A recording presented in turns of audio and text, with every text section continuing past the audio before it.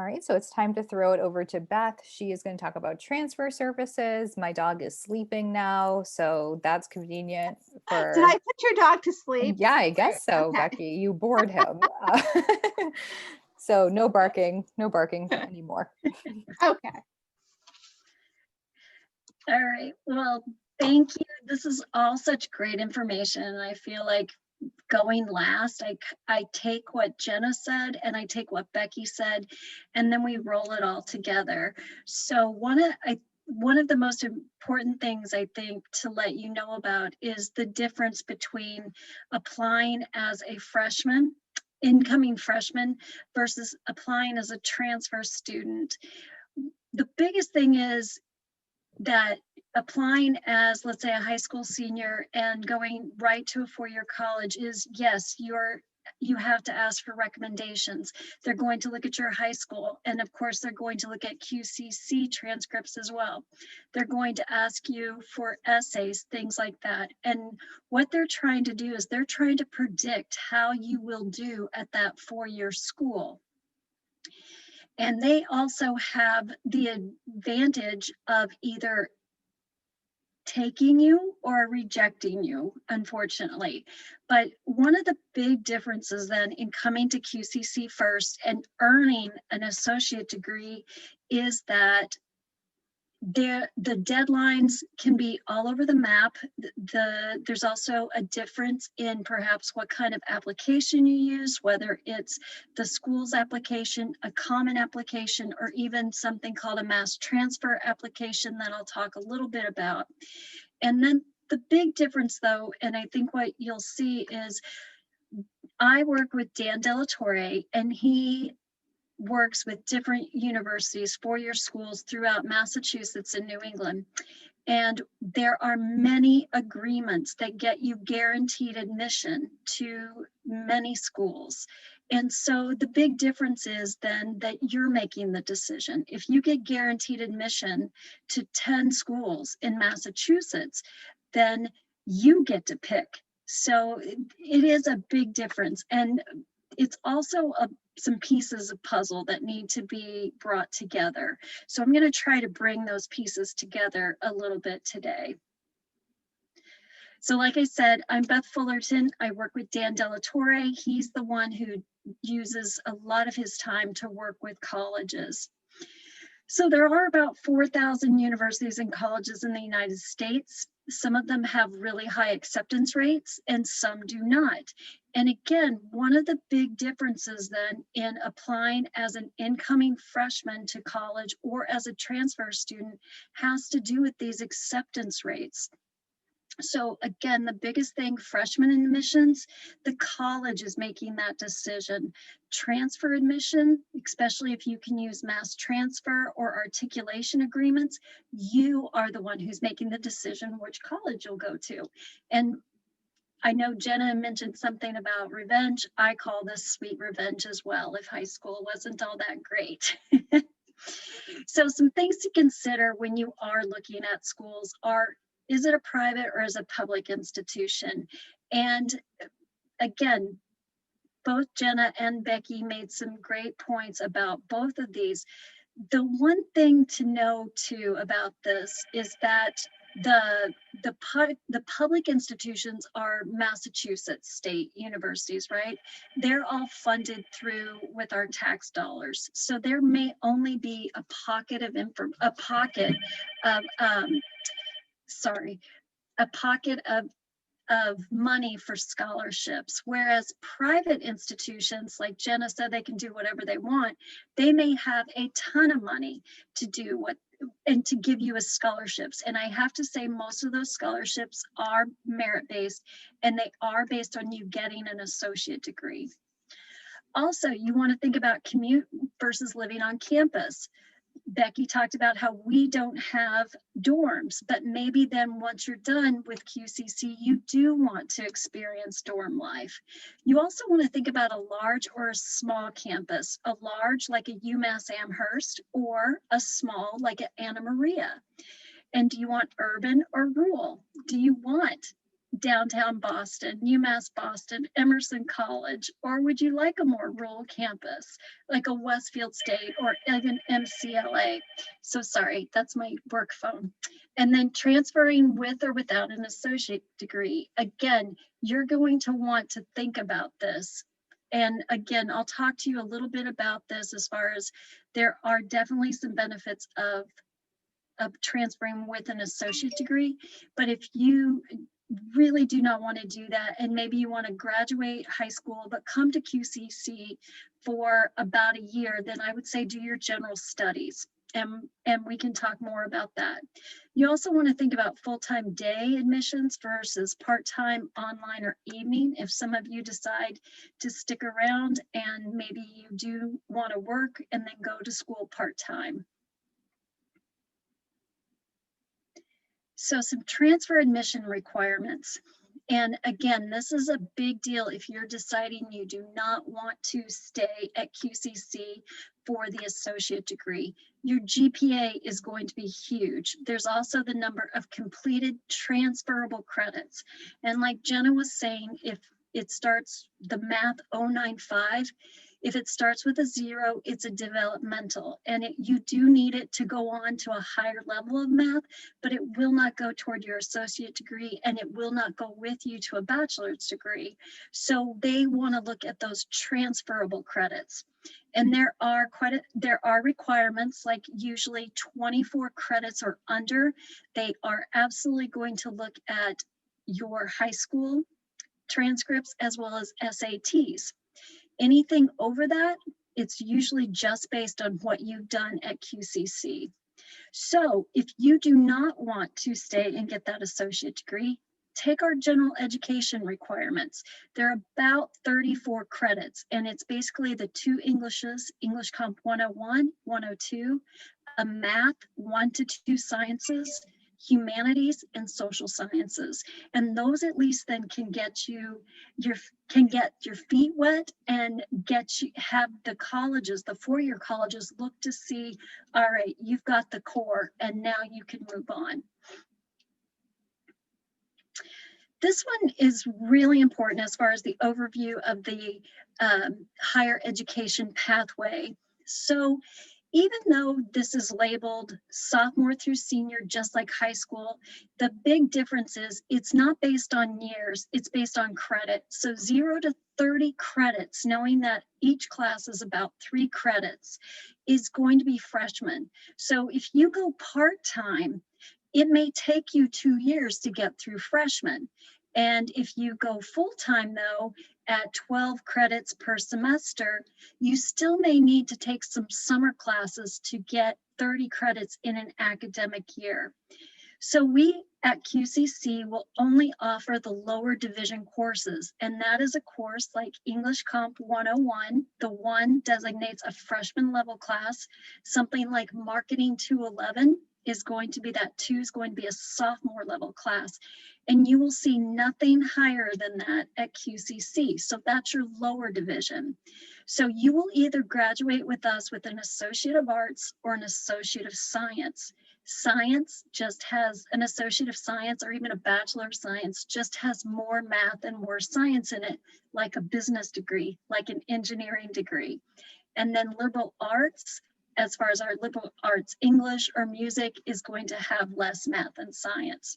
So what we want is to make sure that your lower division or your associate degree is the best pathway that you apply and you transfer to the upper division, or to the 4-year school, if you will, to your bachelor's. So if it's a good pathway like criminal justice transfer to criminal justice bachelor, you should only have about 60 credits left once you apply and you transfer there. If it's something like liberal arts psychology to business, not the best pathway, you can do that, but you haven't done those lower division major courses. And so you will have more than 60 credits left at the bachelor's level. So think of it like this. There are usually 3 buckets of courses that you have to take to get a bachelor's degree, and even actually to get an associate degree. You have one big bucket, actually you have two buckets that are about the same size. One of them is general education requirements, which is exactly what I just talked about. It's the math, the science, the English. But then you also have a major, and you might even have a minor at the program of study at the bachelor's level. The major, by the time that you graduate with a bachelor's degree, is going to be about 20 classes. You can also pick up a minor, which is usually about 6 classes, or a concentration, which is about 4. And then you have a really small bucket that's general or free electives, just to round out your education. Do you want me to go to the Fitchburg I- site, or do you want me to go to the next slide? Sure, you know what? If it will come up, that will be great. I've been having issues Right. with, can everyone see that? If you're seeing it, everyone can see it, I think. Yes. Woo. All right, so you'll see your freshman year, your sophomore year. When you do an associate criminal justice transfer program with us, basically all those classes, freshman year and sophomore year, are done. You get to check those off because your English Comp 101 equals their English 1100. Your CJ 1000, their CJ 1000, I'm sorry, equals your intro to criminal justice. So you can see how a lot of these start with a 1 or a 2. And then again, apply and transfer. Your junior year and your senior year are what you would have left once you get to Fitchburg State. Awesome, thank you. This is another way to look at it. Like I was saying, the associate degree, about 60 to 65 credits, double that, that's your bachelor's degree. So when you look at the major at the end of the bachelor's degree, you've done about 20 classes in, let's say, business, all right, administration. But you will have these electives. So some people choose to fill those electives with a minor. So for instance, in business, you may do a major in business administration, but then your minor or concentration of 4 classes or a minor of 6 classes might be in international business, or it might be in accounting. So there's a lot of great minors and concentrations out there that give you just a little bit of knowledge about that subject. So again, it's just, we want to make sure that you're in a good pathway so that you do only have about 60 credits left once you get to the bachelor's degree.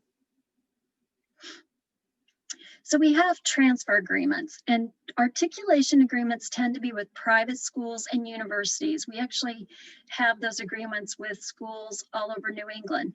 Mass transfer, though, are programs with only Massachusetts public schools.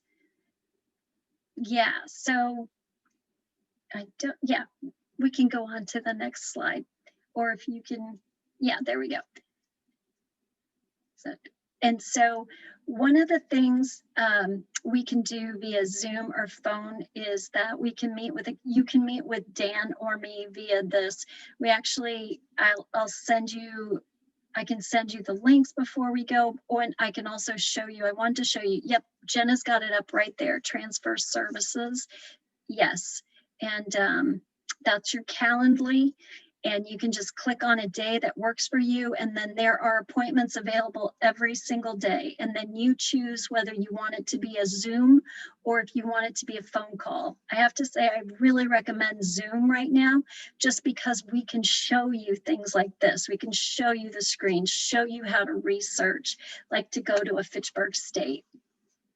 So if you don't mind, if you will go actually to transfer services and student services, right next to Calendly. Yes. So when you, yep. So on the queue, if you go to transfer services, you can actually see, you can make that individual transfer appointments via Zoom. What you will also see is a big deal as far as virtual transfer fairs. So there, yep. So UMass had one, just the UMass campuses had one last week. Today, yeah, if you want to scroll on down, that would be great. Yep, right there. So tomorrow, there is the last day of the New England Transfer Association Transfer Fair. And so tomorrow it's about STEM programs. So I would say go click on the flyer to register, and you will also see that there's about 75 colleges that are there.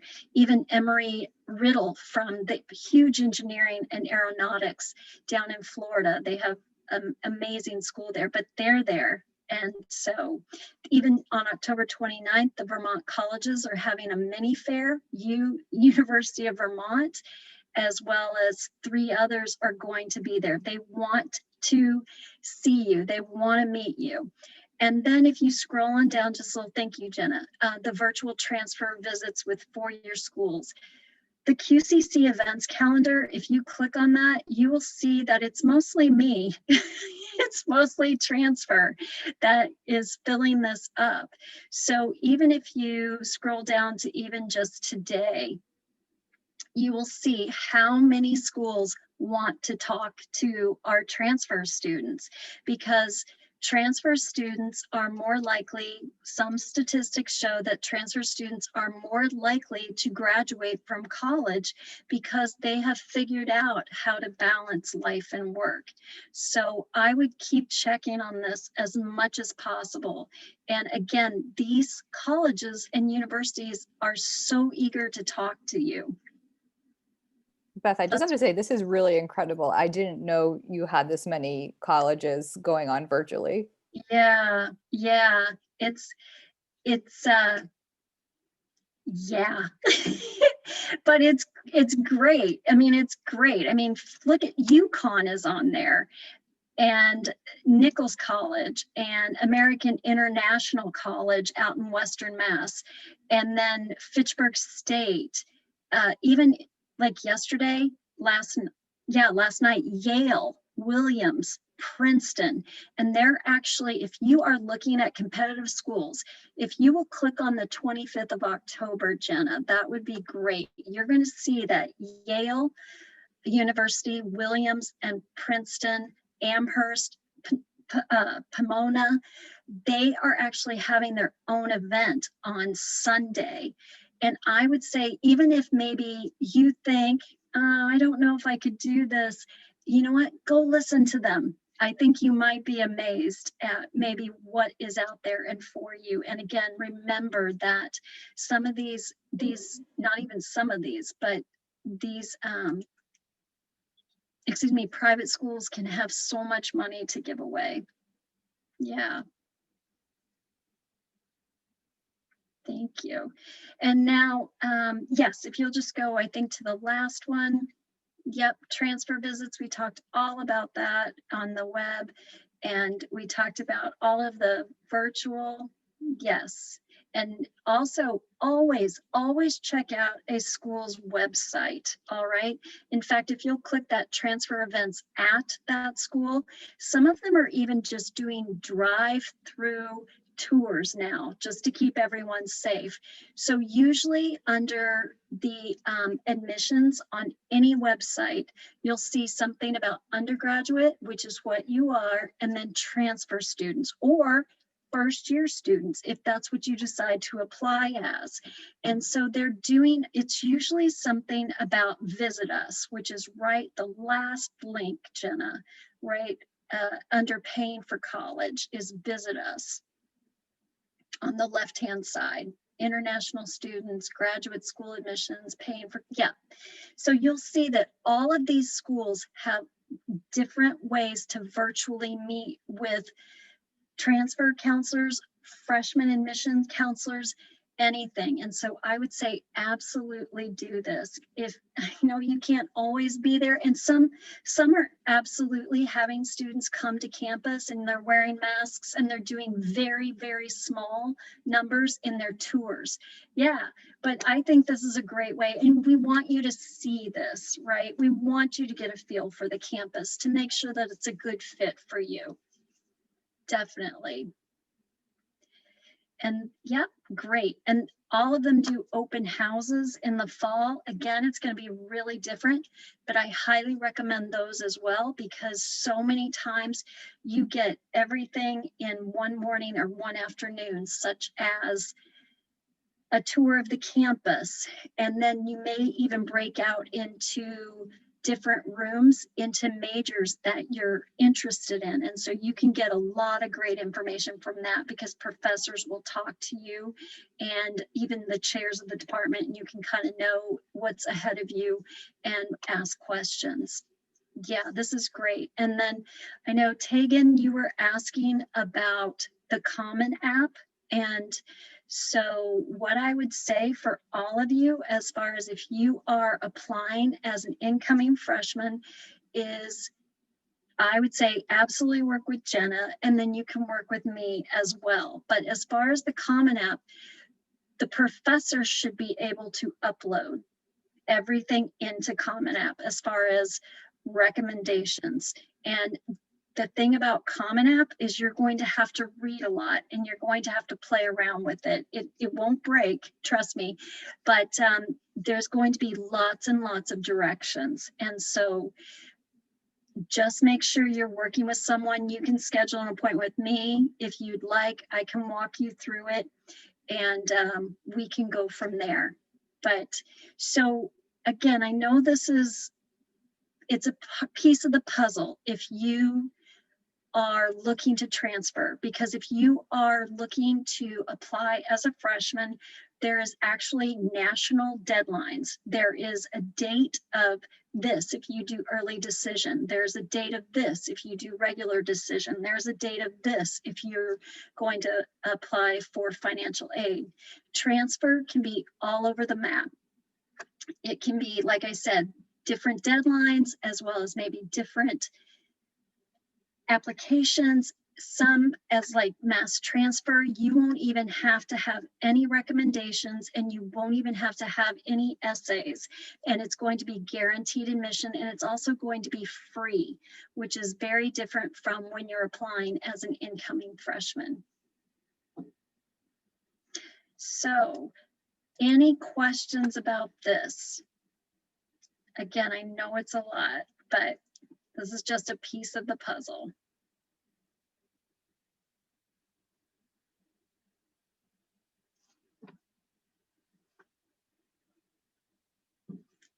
Excellent. All right, so I'll also turn